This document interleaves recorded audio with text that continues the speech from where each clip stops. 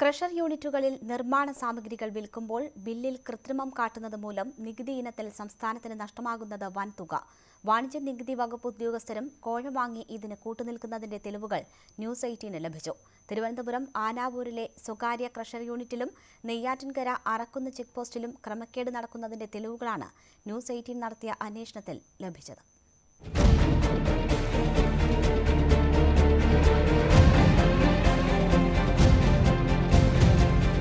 Crusher യൂണിറ്റുകൾ കേന്ദ്രീകരിച്ച് വൻതോതിൽ നികുതി വെട്ടിപ്പ് നടക്കുന്നതായ വിവരത്തെ തുടർന്ന് ചില ടിപ്പർ ലോറി ഉടമകളുടെ സഹായത്തോടെയാണ് ഞങ്ങൾ അന്വേഷണം നടത്തിയത്. ആനാവൂർ കോട്ടക്കലിലെ ക്രഷർ യൂണിറ്റിലേക്കായിരുന്നു ആദ്യ യാത്ര. പാറയും പാറപ്പൊടിയും അടക്കമുള്ള സാധനങ്ങൾക്ക് പണമടച്ച് ബില്ല് വാങ്ങാനായി വണ്ടിക്കാർ കാത്തു നിൽക്കുന്നു. 250 ക്യൂബിക്കടി പാറപ്പൊടി ഞങ്ങൾ ആവശ്യപ്പെട്ടു.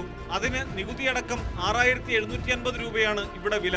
എന്നാൽ ക്രഷർ ജീവനക്കാരി ബില്ല് നൽകിയത് 160 ക്യൂബിക്കടിയുടെ മാത്രം. ബില്ലിൽ രേഖപ്പെടുത്തിയിരിക്കുന്നത് 3520 രൂപ.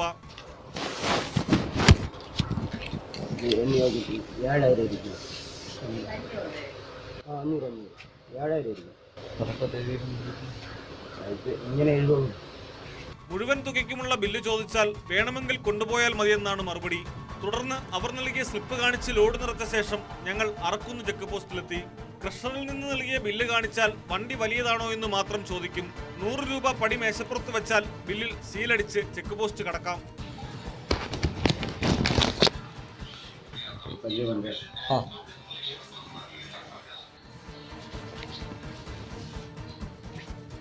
ഈ പണത്തിന് രസീത് നൽകില്ല. വാഹനത്തിൽ ബില്ലിലേക്കാൾ അധിക ലോഡ് ഉണ്ടെങ്കിലും പരിശോധനയുമില്ല. ബില്ലിൽ സാധനങ്ങളുടെ അളവ് കുറച്ചു രേഖപ്പെടുത്തിയാലും വാഹനങ്ങൾ പരിശോധിക്കാതെ കടത്തിവിടുന്നതിന് ക്രഷർ ഉടമകളും പടി നൽകുമെന്നാണ് വിവരം. സമീപത്തെ മറ്റു ചെക്ക് പോസ്റ്റുകളിലും സമാന സ്ഥിതിയാണ്. നിയമവിധേയമായി പോകാൻ തങ്ങൾ തയ്യാറാണെങ്കിലും ക്രഷർ ഉടമകളും ഉദ്യോഗസ്ഥരും അതിന് സമ്മതിക്കുന്നില്ലെന്നാണ് വാഹന ഉടമകളുടെ പരാതി. നിത്യവും 100 കണക്കിന് ലോഡാണ് ഓരോ ക്രഷർ യൂണിറ്റുകളിൽ നിന്നും പോകുന്നതെന്നിരിക്കെ സംസ്ഥാന ഖജനാവിന് വൻ നഷ്ടമാണ് ബില്ലുകളിലെ കൃത്രിമം മൂലമുണ്ടാകുന്നത്. ചെക്ക് പോസ്റ്റുകൾ അഴിമതിമുക്തമാക്കുമെന്ന പ്രഖ്യാപനങ്ങളും എങ്ങും എത്തിയിട്ടില്ലെന്ന് വ്യക്തം.